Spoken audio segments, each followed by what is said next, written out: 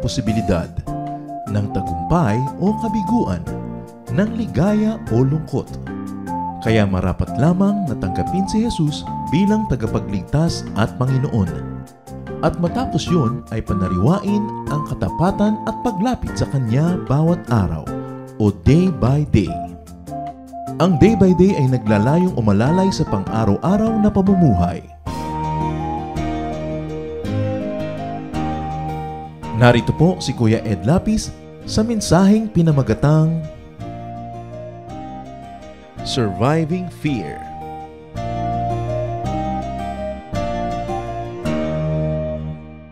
What do you fear? Who do you fear? Ito po ay isang napakalaking sagabal sa kaligayahan, sa kapayapaan, sa pagiging mabunga, pag marami tayong kinatatakutan. Ano nga ba ang mga kinatatakutan natin o sino-sino? Ang pag-aaral po natin, pinamagatan natin, Surviving Fear. Kung paano lalampasan ang mga takot sa buhay. Salamat, Ama, dahil kayo, Diyos, sa pwedeng takbuhan, lapitan, pagkublihan sa mga panganib ng buhay. Salamat dahil kayo ay umiibig sa amin ng walang patakaran at kayo, Panginoon, ay mabait, mabuti. Patawarin niyo nga po kami sa aming mga kasalanan at gawin niyo kaming malinis sa pamamagitan ng dugo ng iyong anak na si Jesus. Gawin niyo kaming karapat-dapat na lumapit, humingi ng pagpapala, hindi dahil kami may patago, kundi dahil pangako niyo ito at talagang napakabuti niyong magulang sa amin. Make us whole, enable us, O Lord, to see your face, to hear your voice, and to follow in your footsteps. And very especially now, enable us. Make us see how we can take shelter under the shadow of your love, from our fears, from our anxieties, from all the things that vex us. Turuan niyo kami akayin ng ang magandang buhay na inila niyo para sa amin ay aming makamit. Father, may you be our speaker. Speak on your throne of power and glory from heaven into our hearts. And may you enable us to be like your Son, Jesus. We reject and rebuke all lies and falsehood. And in the name of Jesus our Lord, drive away any presence of evil men and evil spirits. We welcome only your healing, empowering, and anointing presence, O Holy Spirit. In the name of Jesus our Lord, we pray with thanksgiving and gladness. Amen. Surviving fear. First of all, it is important to review what fear does. Ano nga ba ang ginagawa ng takot? First of all, fear tortures a person. Isang samang berdugo sa buhay natin yung takot. Sobrang magpahirap. Psalm 55, 2-5. My thoughts trouble me, and I am distraught at the voice of the enemy, at the stares of the wicked. For they bring down suffering upon me and revile me in their anger. My heart is in anguish within me. The terrors of death assail me. Fear and trembling have beset me. Horror has overwhelmed me. Lahat ng mga nakakatakot na salita ay sinabi na rito.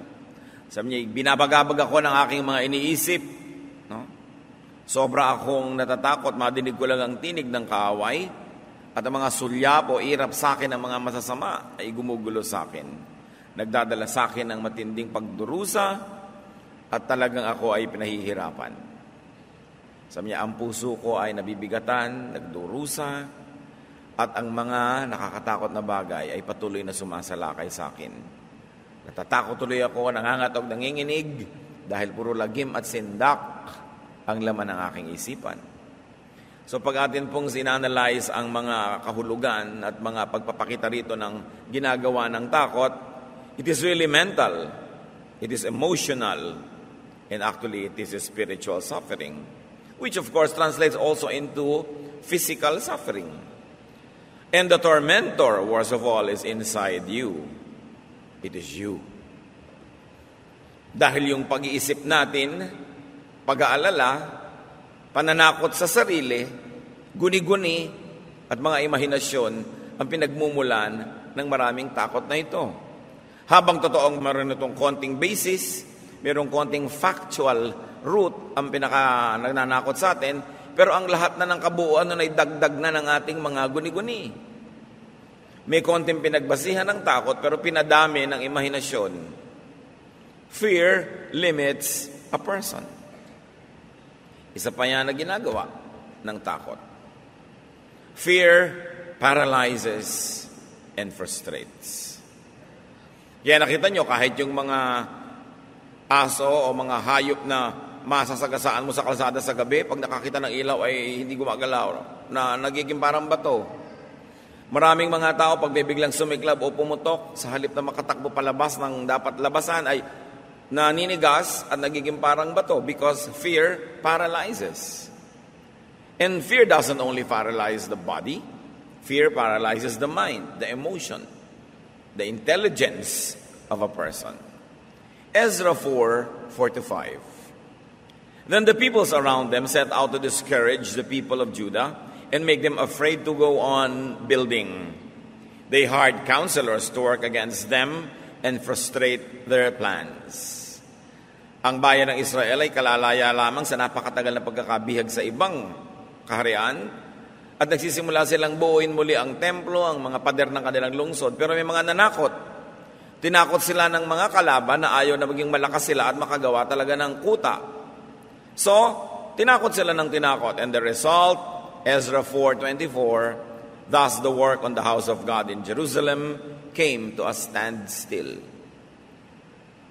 Pati ang pagpapagawa at pagkukumpuni ng tahanan ng templo ng Diyos ay natigil dahil natakot naman nga ang mga tao.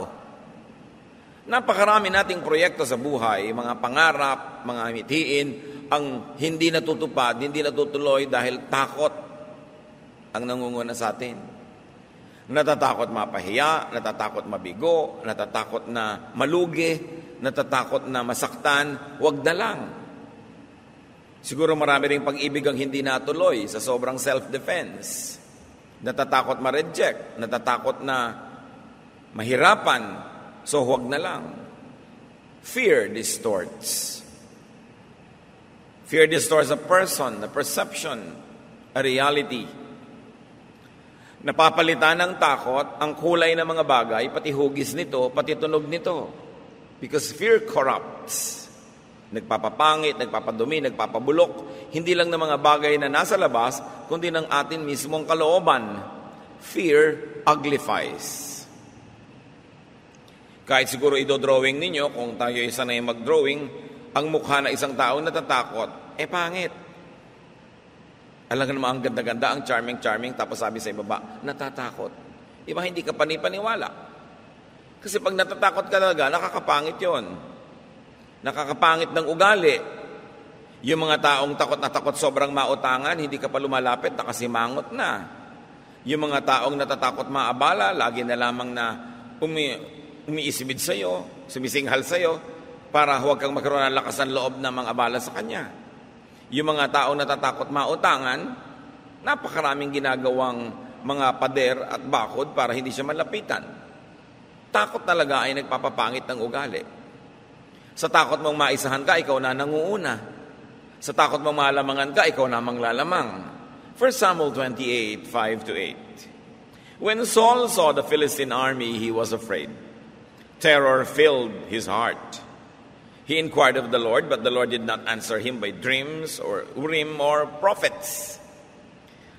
Saul then said to his attendants, "Find me a woman who is a medium, so I may go and inquire of her." "There's one in Endor," they said.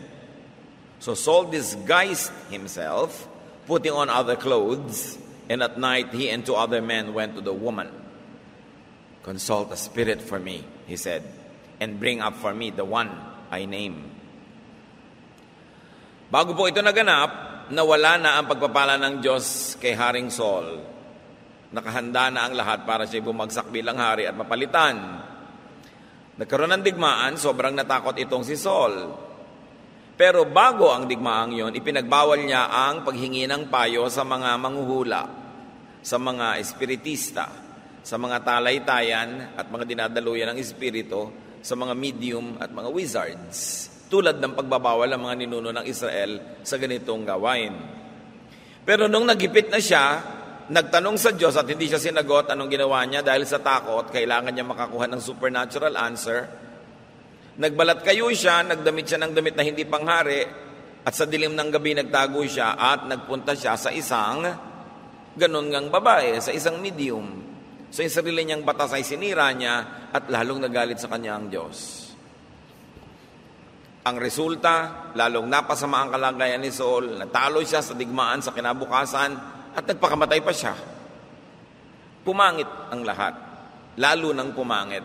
Dahil na nguna, umiral, naghari ang takot. Fear promotes Satan.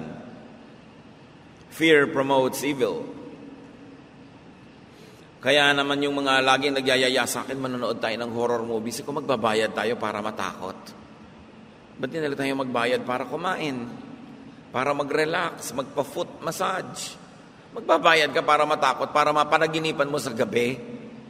Para kapag pawisan ng malapot, ng malamig, at hindi ka makalabas sa loob ng kumot mo kahit puntang-punta ka na sa banyo sa gabi, ba't ka naman magbabayad? Magbabayad ka para mandiri sa mga dugong pumupulandit at sa mga bitukang lumuluwa sa mga sikmura ng mga tao dahil horror. Pagka natatakot ka, ang napopromote si Satan, hindi ang Diyos. Because Satan is fear and God is love. And God casts out fear. Perfect love of God casts it out. Matthew 2:1-3. When Jesus was born in the village of Bethlehem in Judea, Herod was king.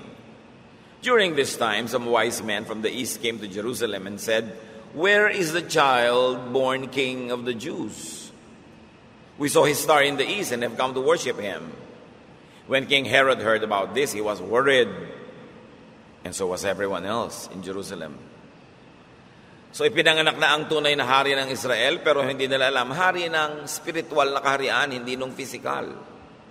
Ninervyos ang nakaupo, yung incumbent na hari. So anong naging bunga? Nag-alala, natakot na mawala ang kanyang korona.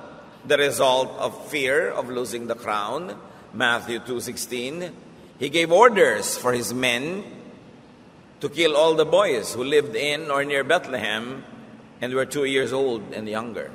Massacre of the infants. Dahil natakot. Marami pong tao natatakot at sa takot nagiging kriminal sila. Sa takot na mabiso ang kanilang mga kasalanan, gumagawa ng higit pang maraming kasalanan.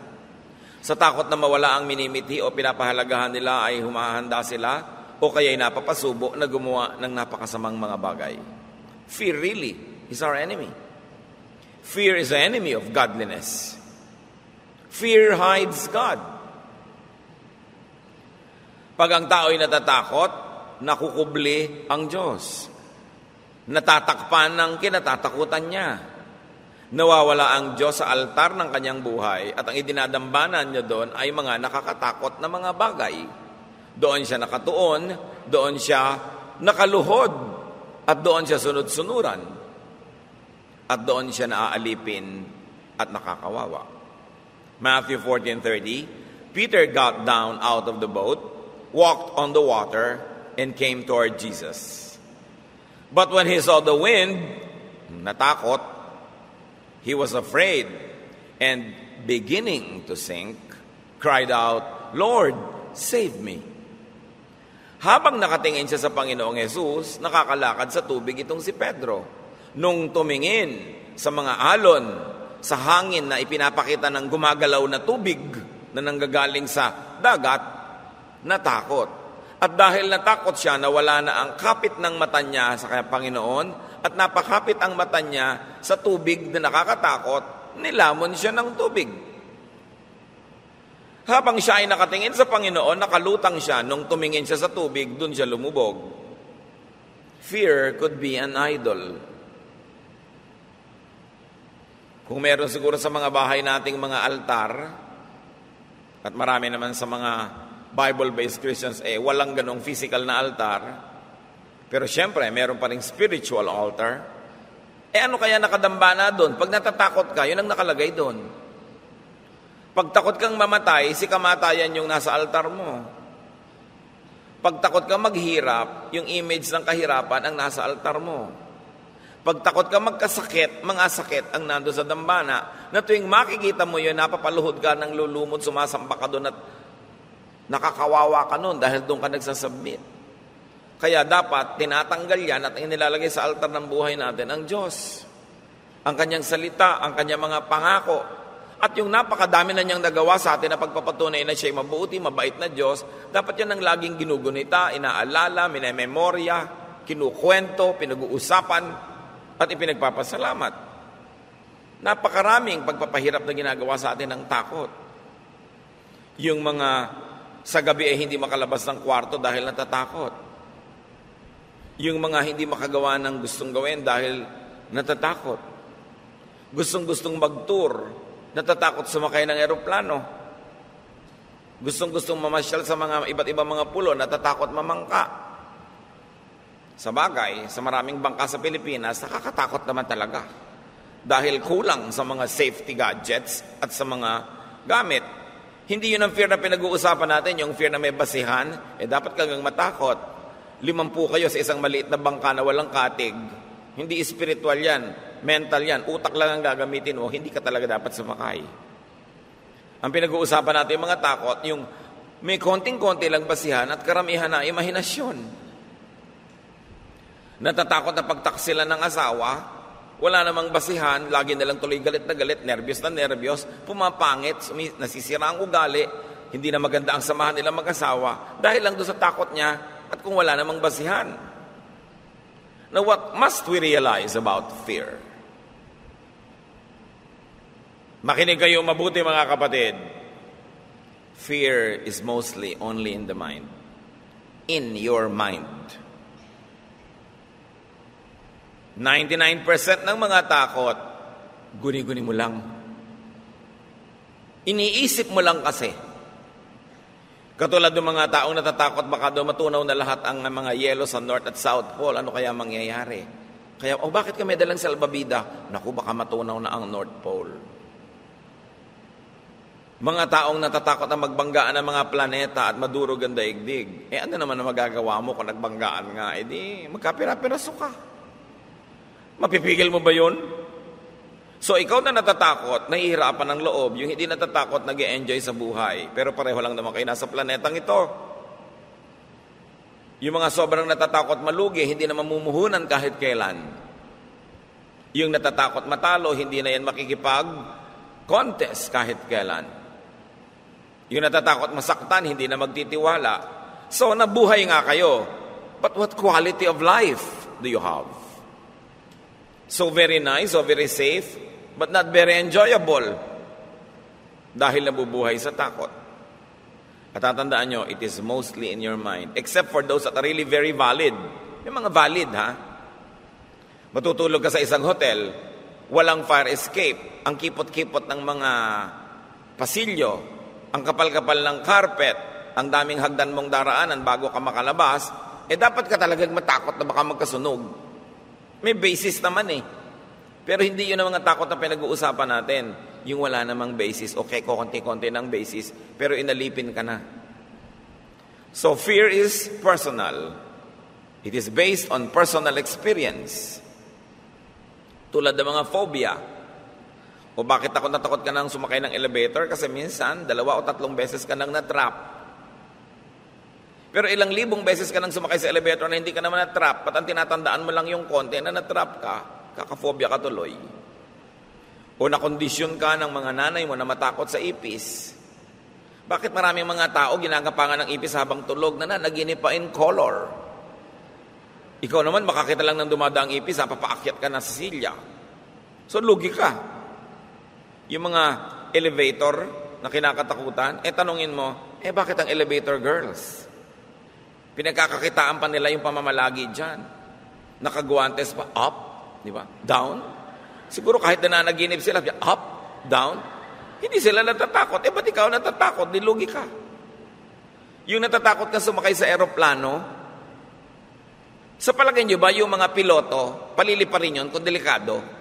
Di ba alam nila yun? Pinag-aaralan nila. Mine-maintain nga yan Ba't takot na takot ka?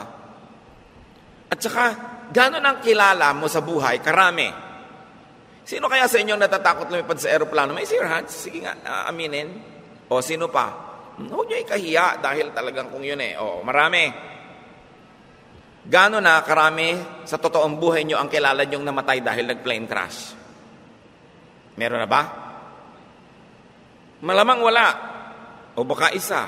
Gaano na karami ang alam nyong namatay dahil sa Eltor, sa TB, o dahil nasagasaan ng tricycle, o binangungot, o nakalulo ng boteng basag. Ang daming namamatay sa paligid ninyo. Bakit hindi kayo natatakot sumakay sa tricycle? Ang daming namamatay dyan. Pero aeroplano, kasi nadadramatize lagi sa news pag yun ang bumagsak. Diba? So nakalagay sa utak nyo yun.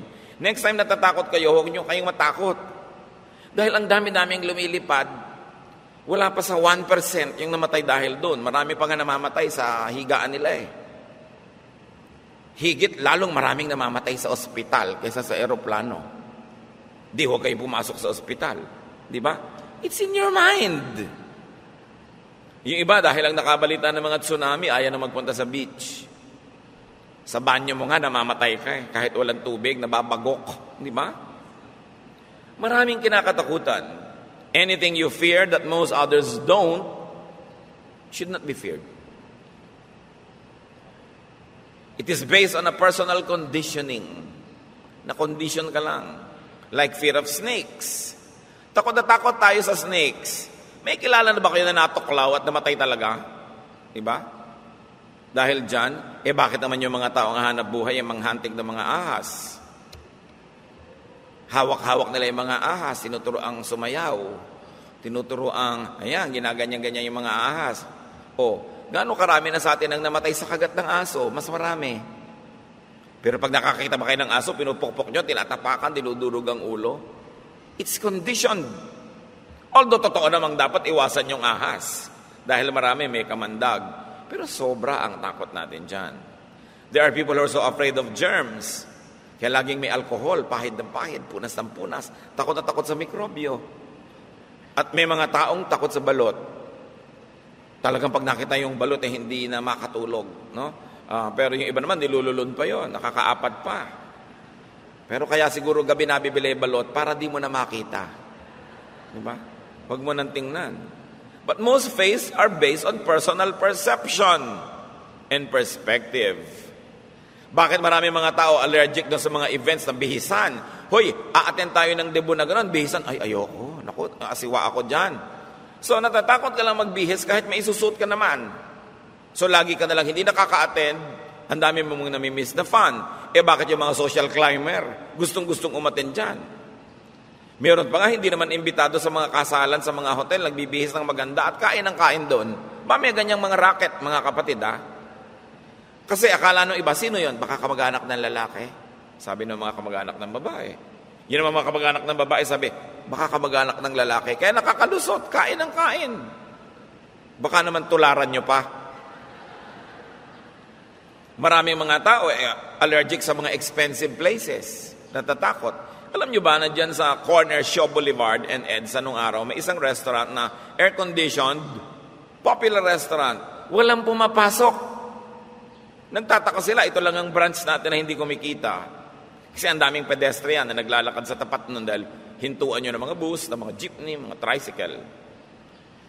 Ang ginawa nga nila, tinanggal nila yung aircon, hinayaan nilang pumasok lahat ng alikabok, ang mga hanging mainit, mga usok ng tambutso. Bumili, dumami tao.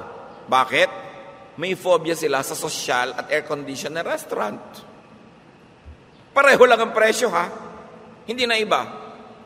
May mga tao naman, takot na takot pagsalitain mo sa publiko, pinagpapawisan ng malapot, no? Halos mahimatay. Sabi ko, pag-araruhin mo na ako ng bukid, pag minahin mo na ako ng mga bundok, huwag mo lang ako bibigyan ng mic para magsalita. Pero meron naman, pag nagpatotoo, ayaw nang bitawan yung mic. 3 araw na si sister, kinukwento ang aking talambuhay, hindi maawat. Pero una sabihin, hindi ko po alam ang sasabihin. Bakit may mga taong ganon? So, iba-iba lang ng pananaw. Bakit mo ilalagay ang sarili mo kabilang ng mga natatakot? May mga tao na bang hindi natatakot at lalo pa nga silang humahalimuyak at nagbo-blossom. Fear is based on personal projection and expectation. Ano bang projection mo sa future? Madilim, nakakatakot? Matatakot ka nga. At marami ganun mga Christian, takot na takot sa end of the world. Lagi na lang yun ang topic. Sabi ko, alam mo, 2,000 taon ang inaantay ang end of the world, di pa dumating. Ngayon, kung dadating sa buhay natin, di dumating, pero malamang hindi pa rin, kasi 2,000 taon na nga. Every generation thought that the end of the world would come in their time. Tapos ang Hollywood naman, ang daming movies tungkol sa end of the world, kasi yun ang kumikita. Kaya lahat ng laman mo, end of the world na ba? Kung may mag-e-eclipse lang, end of the world na ba? Mag-2K lang, end of the world na ba? Sabi doon, Pastor, mag-2K na po, mag-end of the world na ba? Sabi ko, bakit? Kasi 2,000 years na po. 2,000 lang sa atin. Sa Arabia, 1,400 pa lang. Sa China, ibang year. Ano ba yung bilang ng number ng taon? Artificial lang yan. In-apply lang yan ng kung sino nag-decide na magsisimula na tayo ng year 0, year 1, year 2. Yan ba ang year sa langit? Kaya yung takot na takot yung may gawin o may kainin dahil Sabado. Sabado ba sa langit? Di ba? May araw ba sa langit? Timeless ang Diyos. Kahit nga Sabado na dito, Biyernes pa sa Amerika, so alin na mag-a-apply? Yung sobrang maraming takot ng tao. We base our fears on circumstance. Mga kalagayan, mga karanasan.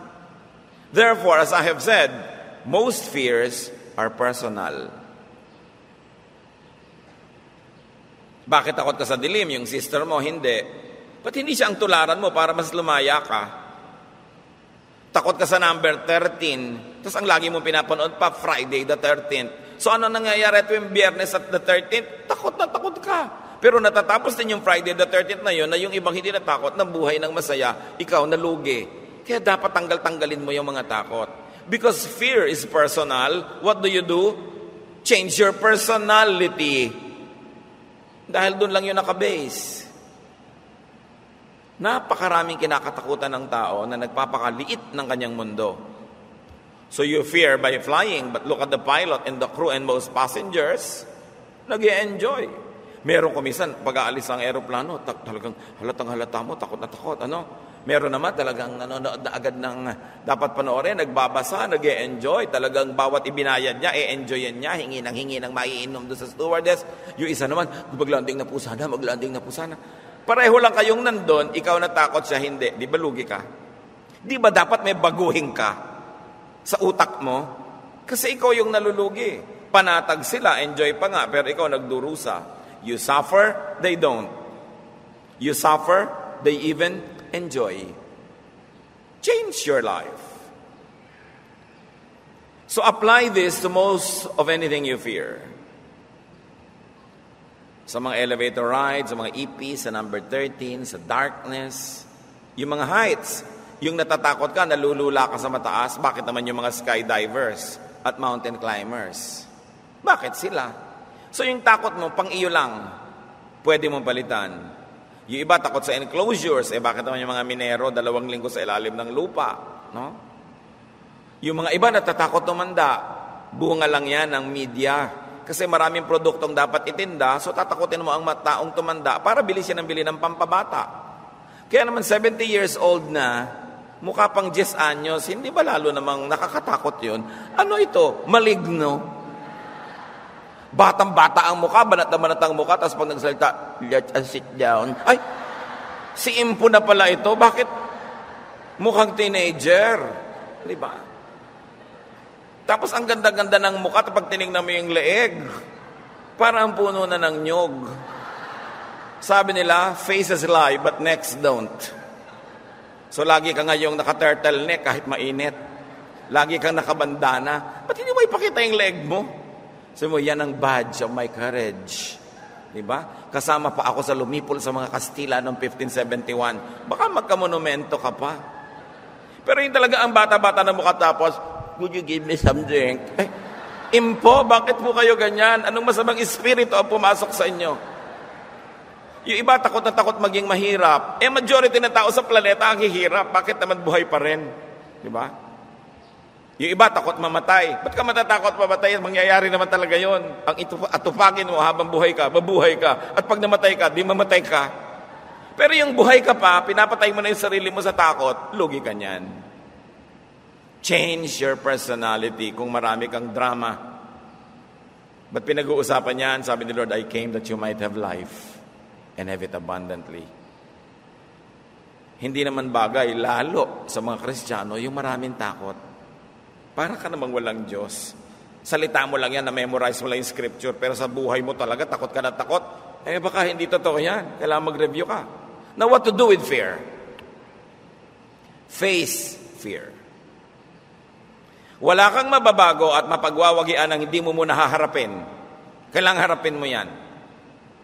Kahit taong nang aapi sa'yo, harapin mo. Tama na. Ayoko nang paapi sa'yo. This is the last time. Diba? Pag ginanon mo, di ba tatapos? Pero lagi kang umiiwas, maapi ka lang ng maapi. Face fear. Exodus 14:13, nung natatakot ang mga Israelites sa Egyptians, Moses answered the people, "Do not be afraid. Stand firm and you will see the deliverance of the Lord will bring you today. The Egyptians you see today, whom you fear, you will never see again." Harapin mo. Subukan nyo to, natatakot kayong pumasok sa kwartong madilim dahil doon naghingalo ang mga lola nyo. Pumasok kayo doon. Pumasok kayo with the Spirit of the Lord and the Spirit of strength. Mapapatunayan yung wala naman, ng laman. At kung meron, paalisin nyo. Diba? In the name of the Lord, nandito na ako, huwag kayo dito. Pero iniiwasan mo lagi yung kwarto na yon, kahit wala ka doon, naiisip mo yun. Kailangan mong harapin. Non-fear, confidence is based on faith in God and knowledge of God. Yung natatakot magsalita sa publiko, subukan nyo na, gawin nyo. Harapin nyo, gawin nyo siya para mapagtagumpayan. Yung mga natatakot na malugi, mamuhunan kayo. Aanin nyo naman yung pera nyo na hindi dapat kumikilos, bali wala rin yun. Mabuti pag nalugi na nga, may natutunan naman kayo, kesa nandun lang, wala naman nangyayari. Analyze fear and see if it comes only from what we have discussed. Personal experience, conditioning, perception, perspective, projection and expectation, or just circumstance. And change your mind. Kailangan i-deprogram nyo yan sa inyong isip at i-reprogram. Minsan na kayong nakakita halimbawa ng isang masaklap na nangyari, kailangan, sabihin nyo, minsan lang yun. Maraming nangyayari din ganun, hindi naman ganun na naging ending. Kailangan i-reprogram ang isip. Hebrews 13:6, so we say with confidence, the Lord is my helper. I will not be afraid. What can man do to me? At kung walang pwedeng gawin sa inyo ang taong buhay, lalong walang pwedeng gawin sa inyo ang taong patay. Gaano karami sa inyo mga kapatid ang takot pa rin hanggang ngayon sa patay? Sa tinatawag na multo. Kung meron man yan, hindi niya kayo kayang galawin kasi iba ang dimension nila. Hindi sila nasa physical world.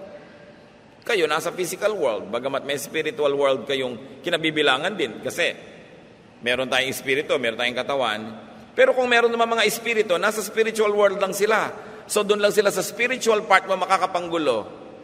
Kailangan yun ang spiritual part mo, isuko mo ng isuko sa Diyos para mawala ng space yung kinakatakutan mo. Meron pa mga natatakot tumingin sa patay. Ang gawin mo, pag pumunta ka sa patay, tingnan mo. Para ka makalaya dyan. Pag hindi mo hinarap, hindi ka makakalaya eh. Makikita mo naman, napakarami naman taong tumitingin sa patay, lalo yung mga embalsamador. O bakit buhay pa? Di ba? Ba't ikaw ay matatakot? Yung iba nga nagme-makeup pa ng mga patay. Pag, ay maganda pala ito, masubok sa akin. Oh. Bakit ka natatakot sila? Hindi. Anong meron silang wala ka? Para ka maging alipin. So, the Lord is my shepherd. I shall not be in want. No? Sabi niya, even though I walk through the valley of the shadow of death, I will fear no evil. Ba't hindi naman natin i-apply sa buhay natin yan? Measure fear. At bakit natin susukatin? Measure God. 1 John 4:4, the one who is in you is greater than the one who is in the world. Ang Diyos na nasa sa iyong puso, nasa kalooban mo, higit lalong malaki, dakila, makapangyarihan kaysa doon sa Diyos-Diyosan na nasa labas lang, na nananakot. Sukatin ninyo ang best and worst. Halimbawa, tungkol sa paglipad, What is the best thing that can happen pag lumipad ka? Na makarating ka sa kamag-anak mo, na makapag-tour ka, makapasyal ka, makapagtrabaho ka kung saan mo gusto magtrabaho. What is the worst? Na lumaglag at mamatay ka. O di ba nga, kahit sa kama mo, pwede ka rin namang mamatay. Mas maraming nga namamatay sa kama kaysa sa eroplano. What is the highest and the lowest points na pwede mong marating pag ginawa mo isang bagay?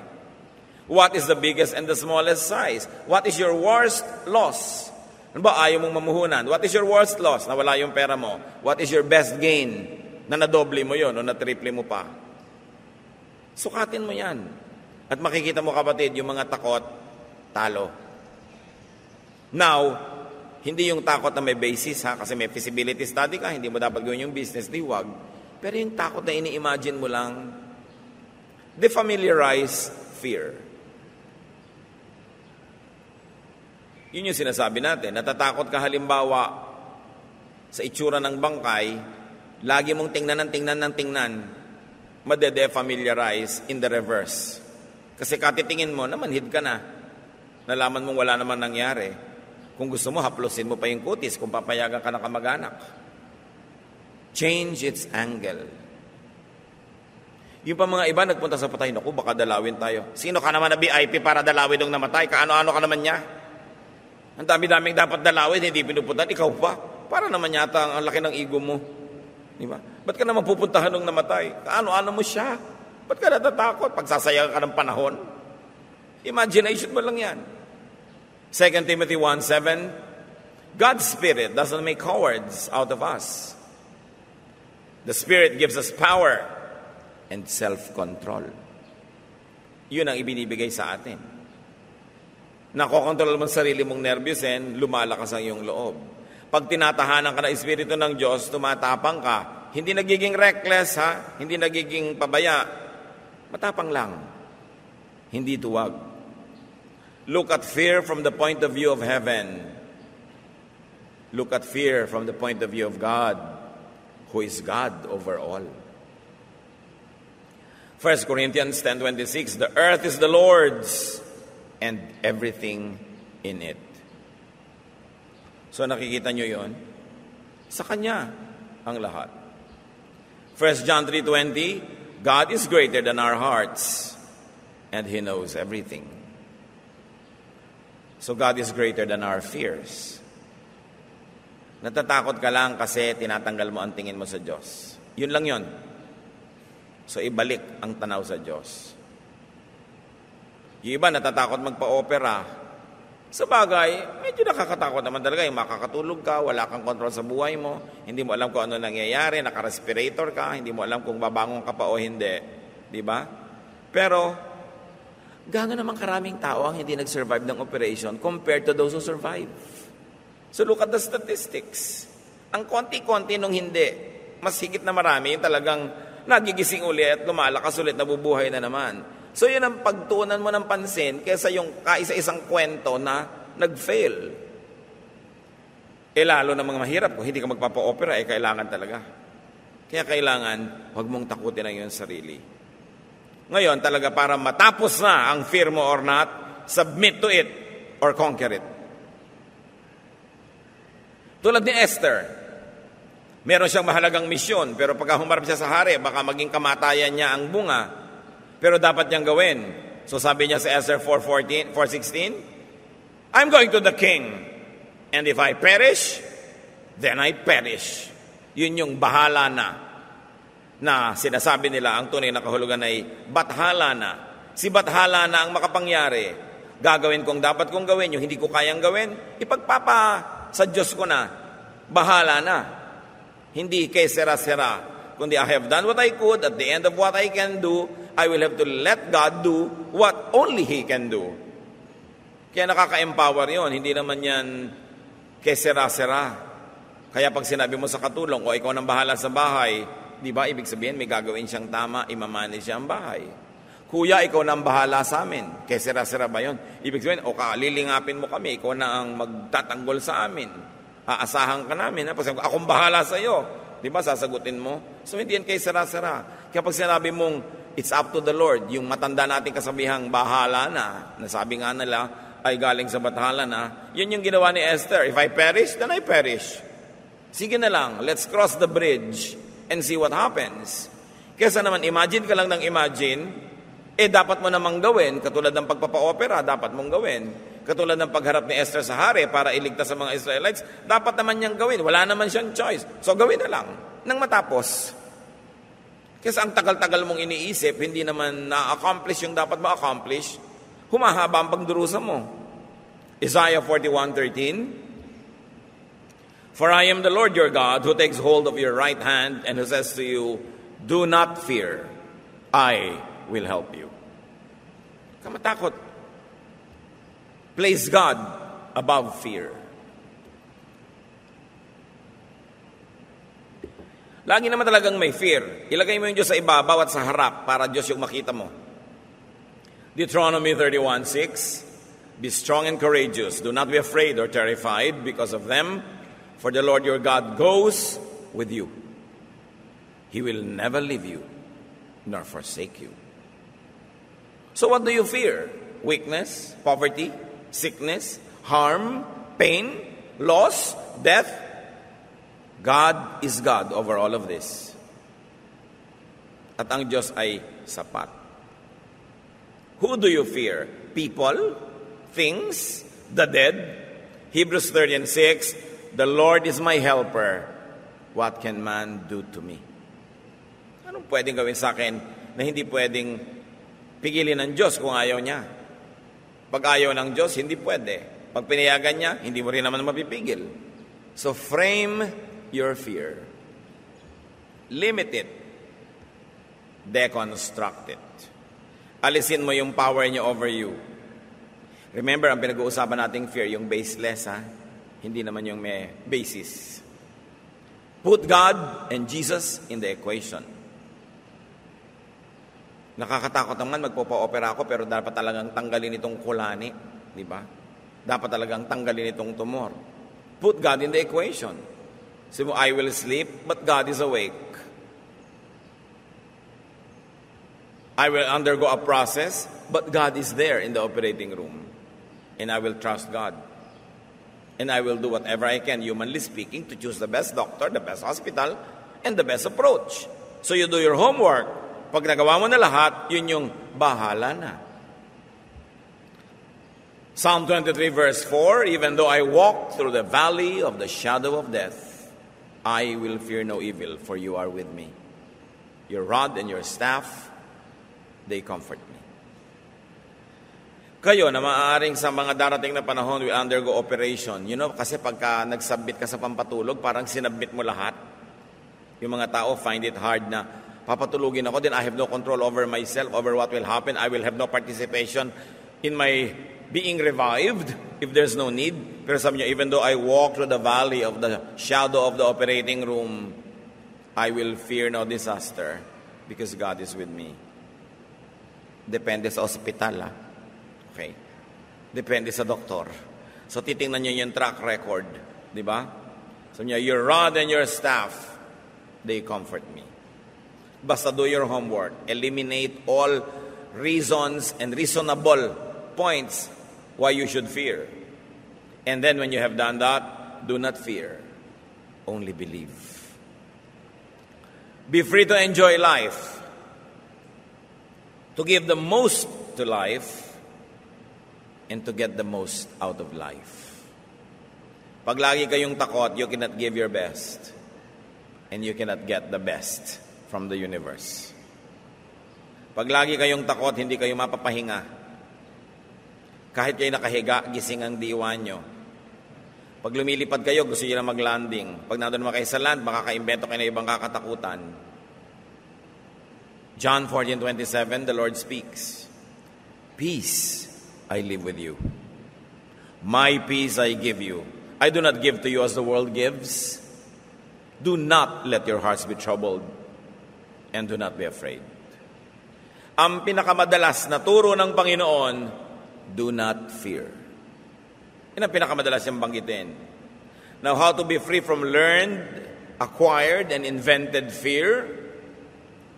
Change your mind. Sabihin nyo nga malakas, change your mind. Pinaulit ko yan sa inyo dahil dapat yan ang ulit-ulitin nyo. Natatakot ka, change your mind. Change channels. Di ba, nagre-remote ka ng TV, pangit yung nakita mo, ayaw mo, change. Pag natatakot ka, change channels. Nakakatakot ang iniisip mo, change channels. Change your mind. Because when you change your mind, you change your personality. Eh di ba, fear is personal. Change the person, change the personality, and the fear will go away. Romans 12:2, let God change the way you think. So isipin nyo lahat, yung pinakatakutan nyo, and let God change the way you think. Change your thoughts, and you will change your actions. Change your actions repeatedly, and you will change your habits. Change your habits, and you will change your personality. It begins with the thought and ends with the thought. Because when you change your personality, the way of thinking will be different. Kaya huwag kayong magtaka na sa buhay na ito, in the same boat, may taong nag-e-enjoy, may taong nagdurusa. In the same situation, may taong masaya, may taong malungkot. Because it's in your mind. Change your mind and get rid of your fears. Why you change your mind when you're always afraid? Because there is so much to do, to see, to touch, to taste. There is so much to experience. There is so much to receive and to give in this life. And fear will prevent you from doing such things. Set yourself free from fears. Live your life. Get alive. Get more from life and give more to life.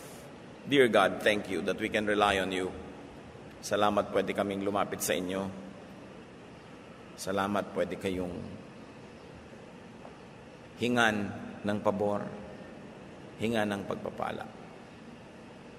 Salamat, Panginoon, dahil kayo'y mabuti. Naunawaan nyo kami at mahal nyo kami. Sa sandaling ito, Panginoon, nais naming makalaya mula sa aming mga kinakatakutan. Nais naming matuto to change our minds and to change the way we think. Mga kapatid, tayo yumuko sa Panginoon at manalangin at habang ang mga tao dinadama ang presensya ng Diyos. Nais ko namang manalangin. Kung sino sa atin ang narito ngayon, marami kayong takot sa buhay, nakakaparalyze sa inyo, nagbabawas ang kaligayahan nyo, pumipigil sa inyo to achieve, to do great things, to get more from life and to give more to life. I'm going to pray for you right now. God is here and He will set you free. Stand up. We're going to pray. Sabihin niyo sa Lord, Lord, may mga fear ako, alam niyo lahat, pero gusto ko ngayong tumayo para sabihin sa inyo, hipuin niyo ako, set me free today. Right now, I want to walk out of this hall free from my fears. Gusto kong mabuhay ng mas maligaya pa, mas relax, mas enjoy. Kung sino pang nais tumayo sa inyo, baka naman pati pagtayo, katakutan nyo pa, wala na akong magagawa sa inyo. Kailangang aminin nyo, Lord, meron po ako mga fears. Maaring nabanggit ngayon sa mga pangaral, pero maaring hindi at sinasarili ko lang, pero nais ko ngayong ihayag sa inyo na kailangan ko kayo. Panginoon naming Diyos, tumatayo sa harapan niyo mga anak niyo, nangangailangan ng tulong, nangangailangan ng kalayaan mula sa gapos ng mga takot, sa pananakot ng kung ano-anong mga nai-imagine. Maaring ito'y may pinagbabasihan, maaring may konting pinagbabasihan at dinagdagan na ng maraming imahinasyon, at maaring yung iba talagang imahinasyon lang. Alin man mga ito, Panginoon, Diyos pa rin kayo nun. We place you, God, over our fears. And by the power of the name of your Son, Jesus, we declare ourselves free from fear. Sabihin niyo sa sarili niyo mga kapatid sa tahimik na paraan, I'm free. I'm free in the name of Jesus Christ. I'm free by the blood of Jesus Christ. And I'm free because God in heaven loves me and sets me free. Kung ano ang mga kinakatakutan nyo, mga humihipo sa inyong buhay na nagbibigay sa inyo ng mga fears, ngayon, isuko nyo sa paanan ng krus ni Jesus. Dinalan na niya yan sa kanyang kamatayan at naiwan na niya yan sa libingan ng siya'y bumangon. Hindi nyo kailangan pasanin. Iniwan na yan ng Panginoon sa kanyang libingan. So make a personal prayer. Isuko nyo ngayon sa Panginoon ang inyong mga gustong isuko. Kung may gusto pang tumayo, tumayo kayo. Walang huli sa Diyos. Basta gustong humabol. Stand up. at sabihin nyo sa Diyos ngayon, banggitin nyo ang mga kinakatakutan nyo at pagkatapos yan, kalimutan nyo na forever. But right now, surrender your fears to our God in heaven.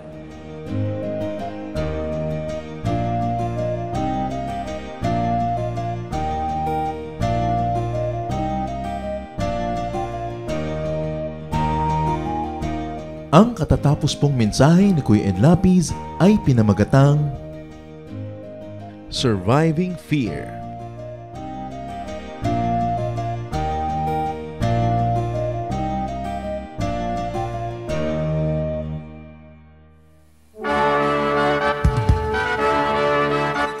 Halina't sama-samang sumamba at magdiwang sa Day by Day Jesus Celebration kasama si Kuya Ed Lapiz.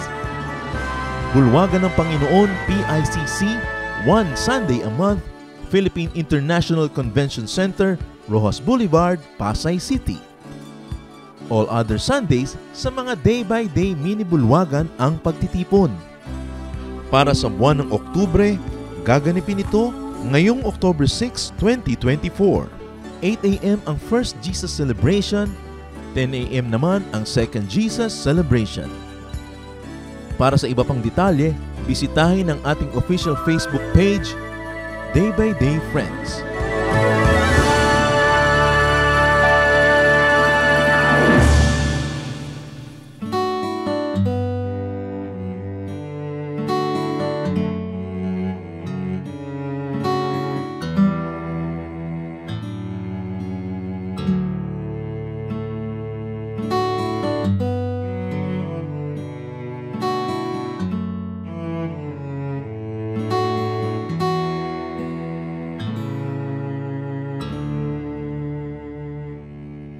Aking damdamin, di mapalagi, at ang isipan ay laging ligaw.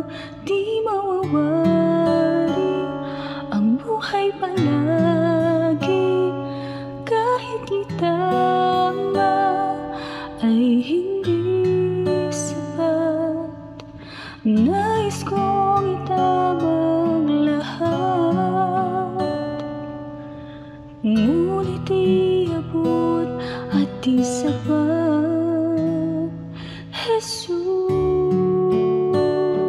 Jesus, kailangan kita. Jesus, hindi mangangamba. Jesus, pag-ibig niyo'y iba di mapapantayan kahit na sinuman. Jesus, kailangan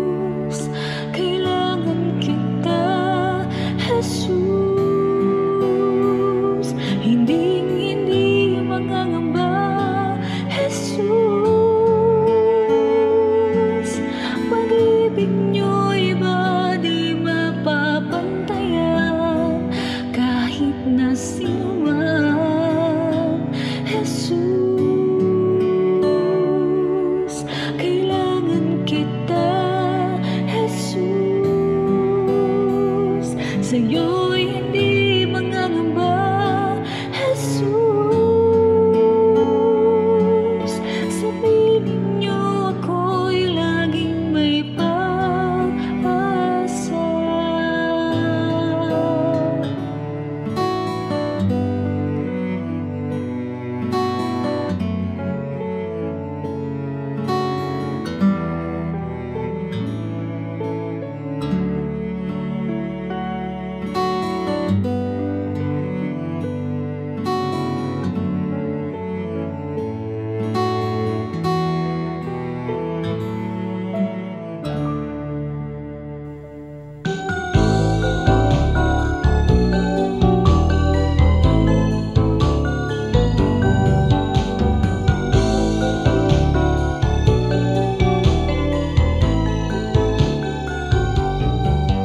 Bigyan mo ako ng pusong laging may awit, hindi nagagalit. At ituro mo sa aking buhay kung paano umibig sa aking kaaway. Kahinahunan, kahinahunan, kahinahunan yung ibigay. Kahinahunan, kahinahunan, bunga ng Espiritong buhay. Kahinahunan, kahinahunan, kahinahunan yung ibigay. Kahinahunan, kahinahunan, bunga ng Espiritong buhay. Bigyan mo ako ng pusong napaaawat, nagpapatawad, upang di ako mapaaway. Hinahon ng puso'y aking kaagapay. Kahinahunan, kahinahunan, kahinahunan yung ibigay. Kahinahunan, kahinahunan, bunga ng Espiritong buhay. Kahinahunan, kahinahunan, kahinahunan yung ibigay. Kahinahunan, kahinahunan, bunga ng Espiritong buhay.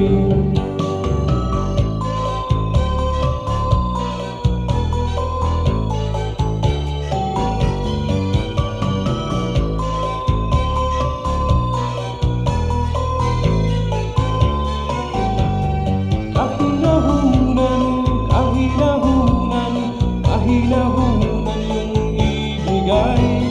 Kahinahunan, kahinahunan, bunga ng Espiritong buhay. Kahinahunan, kahinahunan, kahinahunan yung ibigay.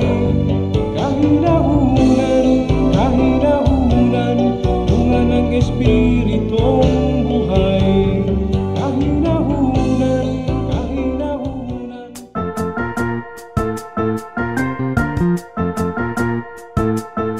Oras na po para pansamantalang magpaalam ang programang Day by Day.